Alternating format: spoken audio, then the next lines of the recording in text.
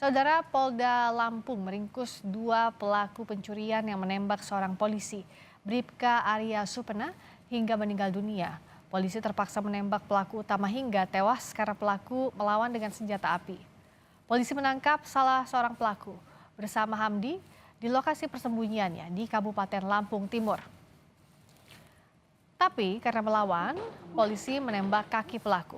Sementara polisi menangkap pelaku utama bernama Fahroni, sekaligus yang menembak Bribka Arya Supena di wilayah Teluk Hantu, Kecamatan Punduh Pidada, Kabupaten Pesawaran, Lampung. Menurut polisi, terduga pelaku sempat melawan menggunakan senjata api rakitan jenis revolver, sehingga polisi pun terpaksa menembak pelaku.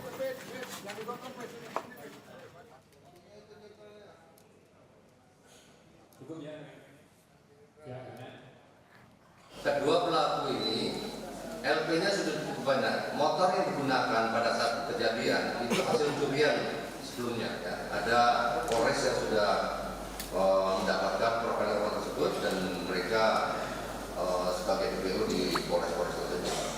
Yang saya memerintahkan tembak di tempat.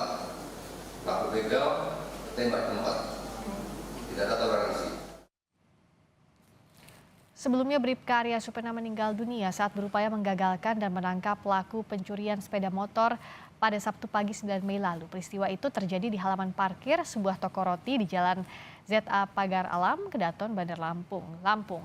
Saat hendak menangkap, pelaku merebut senjata Bribka Arya dan langsung menembaknya hingga meninggal dunia.